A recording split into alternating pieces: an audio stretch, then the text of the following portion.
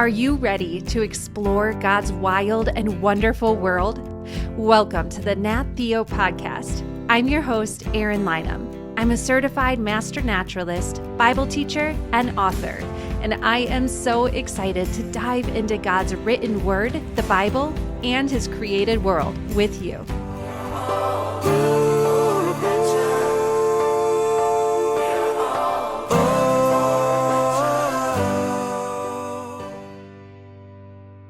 Have you ever ridden a horse? Although I have not ridden very many horses, I grew up around them. My sister is a horse trainer, and when we were younger, I spent a lot of time at the barn with her and around the horses. I also volunteered at a therapeutic horse stable growing up, where people would come ride horses for mental and physical therapy. It was an incredible experience. I had the opportunity to work closely with the horses, preparing them for rides, and to meet amazing people. Horses are incredible.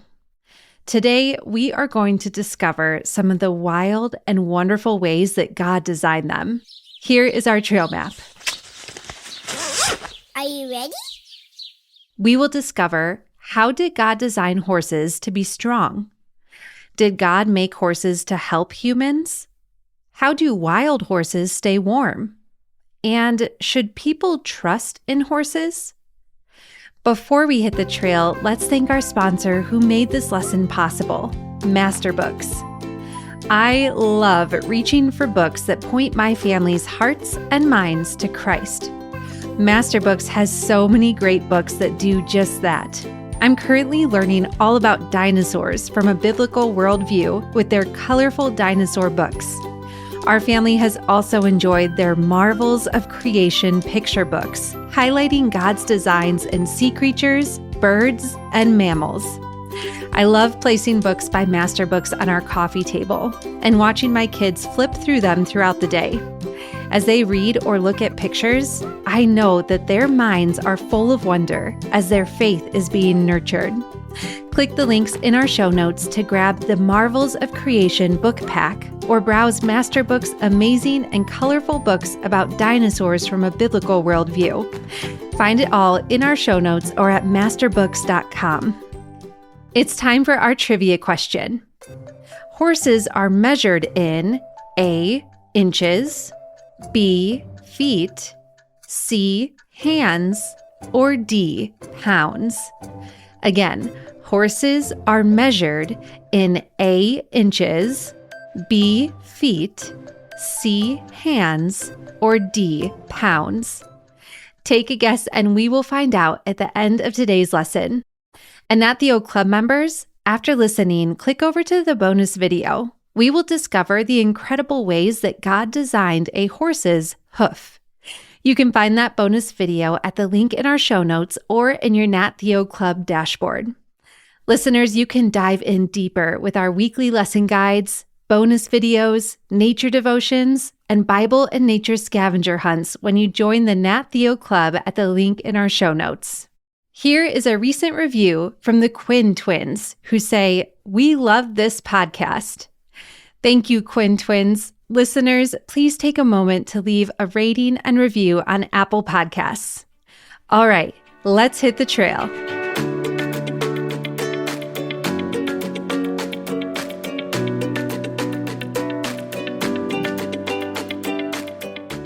If you have ever watched a horse running or jumping, you know that they are powerful. Their big muscles flex beneath their brilliant coats of hair. Some horse breeds are bred to run fast, and others to jump high. But whatever the type of horse, they are strong. God talks about the strength of horses in the Bible. In Job, chapter 39, God was speaking to a man named Job. I love this passage because Job is reminded of God's power by looking at what God made in nature, including horses. Listen to verses 19 to 22. Job, are you the one who gives the horse its strength or puts a flowing mane on its neck? Do you make the horse jump like a locust? It scares people with its proud snorting. It paws wildly, enjoying its strength, and charges into battle. It laughs at fear and is afraid of nothing. It does not run away from the sword. Did you hear that? It paws wildly, enjoying its strength. Do you think that horses enjoy being strong? Well, God made them to be strong, and I think they enjoy living by God's design. This passage talks about horses jumping like locusts. Locusts are a type of grasshopper. I think you would agree that grasshoppers and horses are quite different from one another. However, they are both great jumpers. Grasshoppers have special legs that act like catapults. They bend and lock their leg in place, which stores up energy like a spring, and then they fling themselves into the air. They are designed for jumping, and so are horses. Now, horses jump differently than grasshoppers do, but they too are designed with a spring-like body for powerful jumping. A horse's body is full of powerful muscles. A muscle is a stretchy part inside a body that can tighten and pull. Muscles help parts of the body move or stay still. God designed horses with two big chains of muscle groups that work together. The first is the extensor muscle group that is on top of a horse's spine or backbone. It is sometimes called the top line muscles. These special extensor muscles are a group of muscles that run along the top of a horse from its neck and along its back to the tail. These muscles running along the top of the horse help it straighten and push. They extend the hips and back to power the horse forward. This is what really allows a horse to move forward. They also lift the front end. These muscles help the horse raise its head and neck. These muscles also help horses make big moves, like faster sprints and bigger strides. You can think of these muscles as the horse's rocket boosters along the back. When they fire, the horse launches forward with great strength and speed. The second chain of muscles is the flexor chain, and these muscles are connected beneath the spine. This special group of muscles helps a horse hold good posture. The muscles lift the back and withers so the horse can carry weight comfortably. These muscles also help a horse balance and move smoothly. They bend the hips correctly, and, very importantly, they protect a horse's back. They are like a built-in belt that supports the spine when the horse is working. These muscles are like a strong stomach strap that helps the horse stand tall, stay balanced, and do careful, powerful moves. God engineered a horse's body with powerful muscles that work together. And people can learn a lot from these designs, especially in a field of study called biomechanics.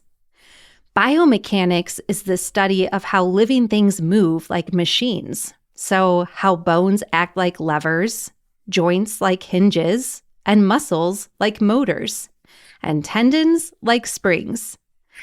The study of biomechanics asks, how do bodies push, pull, twist, and jump without falling apart? And the answer we know is because God designed them to work very well. A horse's body, with all of its powerful muscles, is kind of like a machine. Only a horse is alive, designed by a very smart and creative designer. Many horse owners study the machine-like design of a horse's body so that they can know how to better care for and train their horses. You see, when horses are healthy and well-trained, they can perform how God designed them to. Have you ever heard the term horsepower? Maybe when someone is talking about an engine? A long time ago, in the 1700s, an inventor named James Watt wanted to explain how strong his new steam engines were. People knew how strong horses were, so he used horses as a comparison. If a machine had 10 horsepower, people could imagine it doing the work of about 10 horses. That made the new machines easier to understand and purchase. As new technologies and inventions came along, people understood them better in light of God's designs in nature. God designed horses with great strength, which is very helpful to humans. Can you think of some ways horses helped humans in history or how they do now? I'm going to play music for a few moments, and I want you to list or say as many ways as you can think of that horses have been helpful to humans.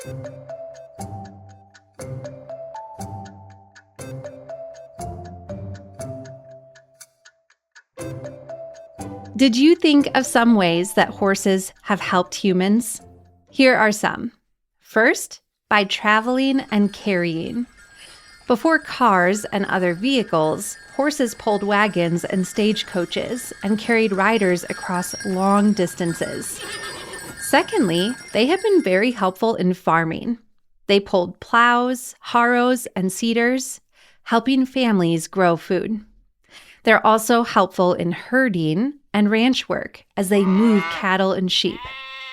Horses have been helpful in warfare. They carried soldiers, armor, and supplies. And in communication.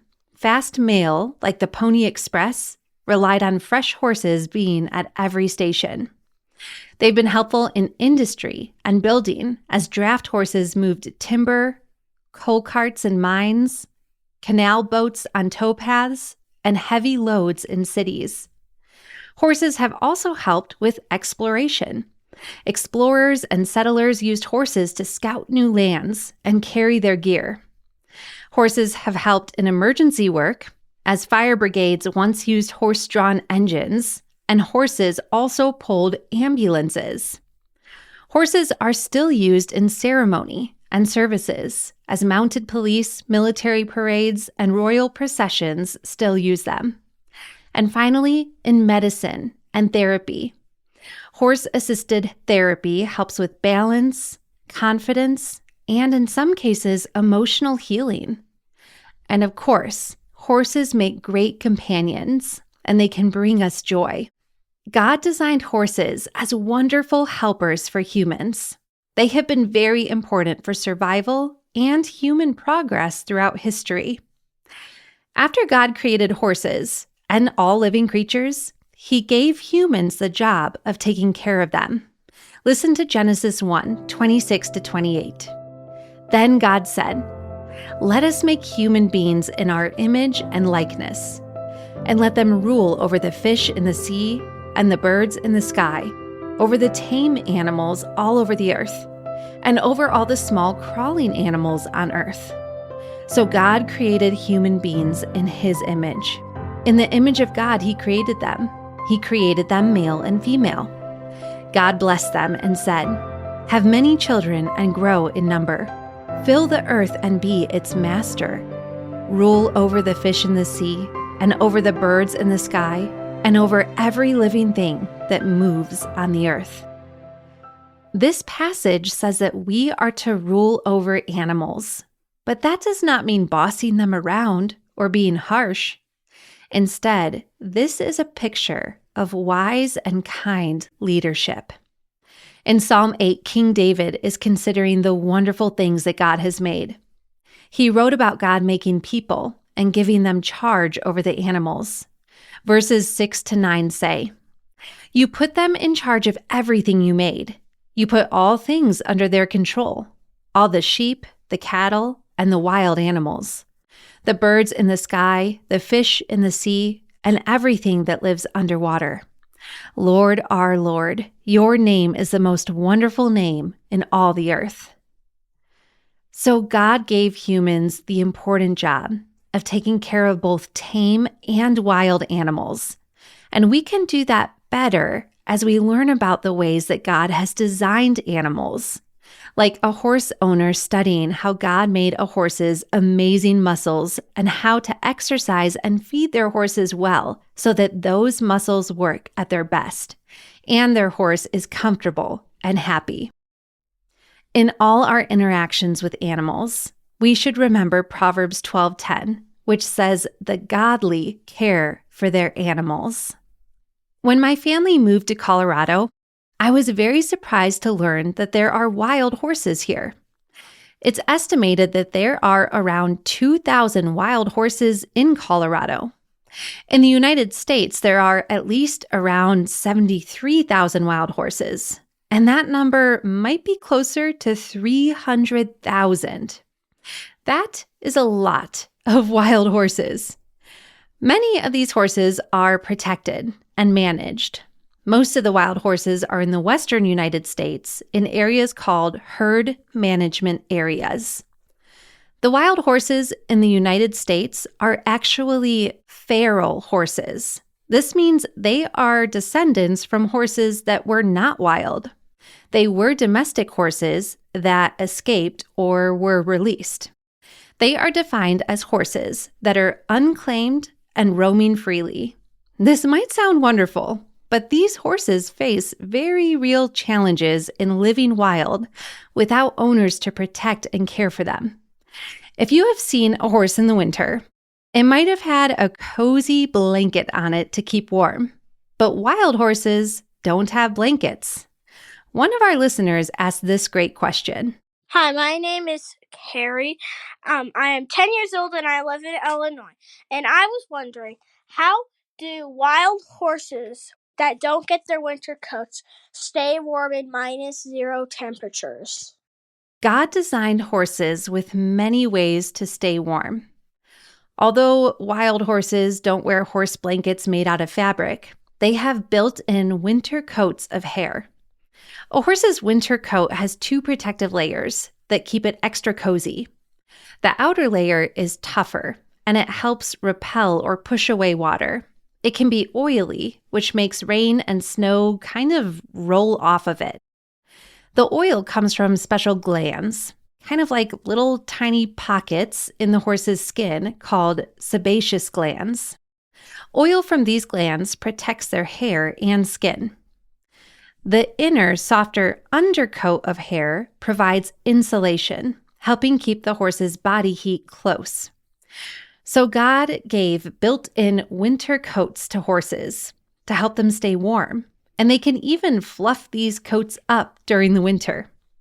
They can make their hair stand on end, kind of like when we get goosebumps on our skin. And this helps create more insulation and trap heat close to their body. Here are some other ways that horses can stay warm. They have another insulated layer under their skin made from fat that helps trap heat. And as they constantly graze and eat food, their body keeps itself warm while breaking down that food. Horses can also shelter themselves by turning their backs against the wind, standing amongst trees to block the wind, or standing in the sun. Horses also huddle together to stay warm. And finally, they can shiver like we do to warm their bodies by moving their muscles. We received another great question about wild horses from Michaela.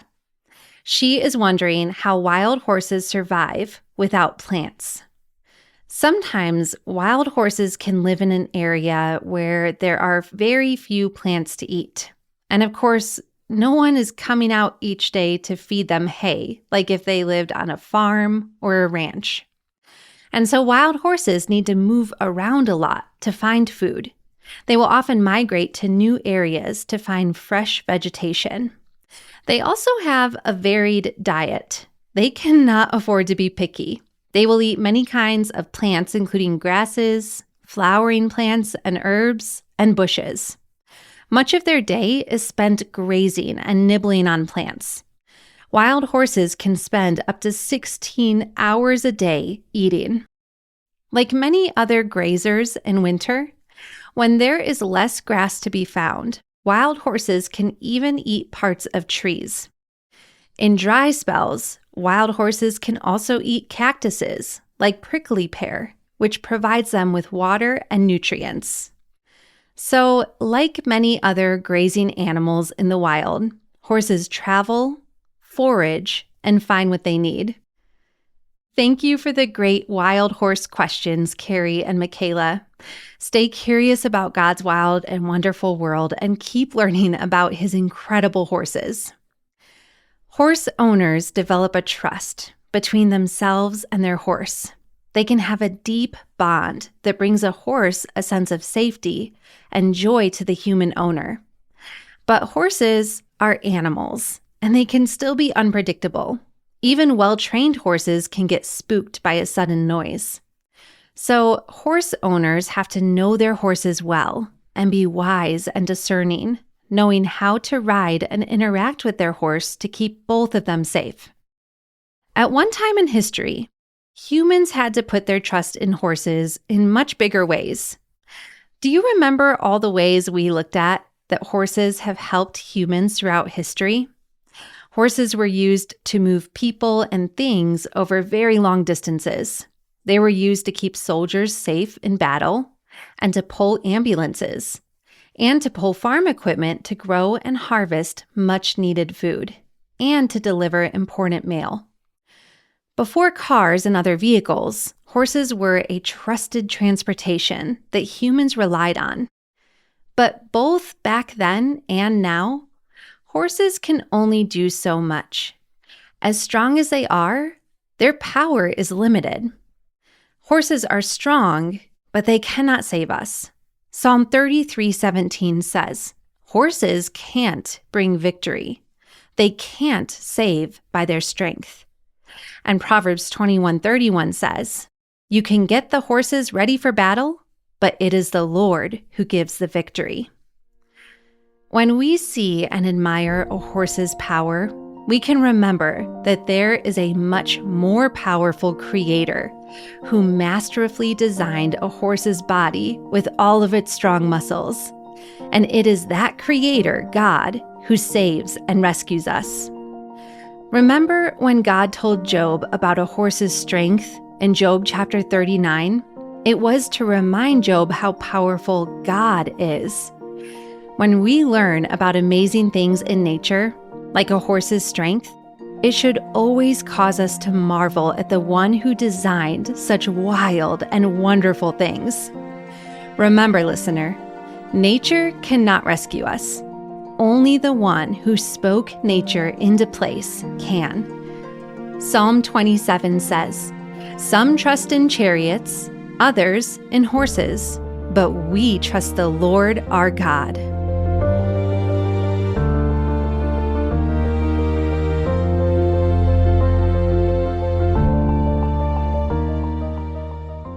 It's time to answer a question from one of our listeners. Here is today's question. Hi, my name is Ellie. I'm 7 years old and I live in Pennsylvania. My question is, how do homing pigeons get to the place they deliver the mail from? That's a great question, Ellie. How do homing pigeons get to the place they deliver the mail from? Homing pigeons are a type of domesticated bird that have been bred to find their way home, even after traveling hundreds of miles away. God created homing pigeons with a special ability called magnetoreception, which allows them to use the Earth's magnetic field to navigate. Special cells send information about the magnetic field to the bird's brain. Because of their amazing navigating ability, pigeons have been used to deliver mail throughout history. In wartime, soldiers would carry pigeons with them. Then, when they needed to send messages back to home base, they would tie those messages to the pigeon, release it, and the bird would travel home. Today, homing pigeons are sometimes used in racing, where several pigeons are taken miles away from their homes and then released to see which one can make it home the fastest. After a pigeon delivers mail or finishes a race, it does not return to where it came from. It is always a one-way trip home. No matter where you take a homing pigeon, they always travel home. If you want to learn more about pigeons, make sure to listen to Lesson 62, How Do Pigeons Deliver Mail? Thank you for the great question, Ellie. Stay curious about God's wild and wonderful world. And Nat Theo Club members, remember after this lesson to click over to the bonus video where we will learn the incredible ways that God designed a horse's hoof. You can find that bonus video in the show notes or in your Nat Theo Club dashboard. It's time to answer our trivia question. Horses are measured in A, inches, B, feet, C, hands, or D, pounds. The answer is C, hands. A hand is considered 4 inches. Horses are measured from the ground to their withers, or the highest part of their shoulders. So if a horse is 15 hands tall, it is 60 inches or 5 feet from the ground to the top of its shoulders. God designed horses to be tall and powerful and very helpful to humans. Now it's your turn to explore. Go find and watch horses. Maybe you know someone who has horses and you can ask them if you can visit. Or maybe you can enjoy a walk near a ranch and admire the horses from across the fence. Never approach a horse you don't know without permission and the owner's help. But watch horses and thank God for creating them so strong and beautifully. Thank you for listening. If you enjoyed this lesson on horses, please take a moment to send it to a friend. And subscribe, rate, and review Nat Theo wherever you listen. Until next time, keep exploring God's wild and wonderful world. We are all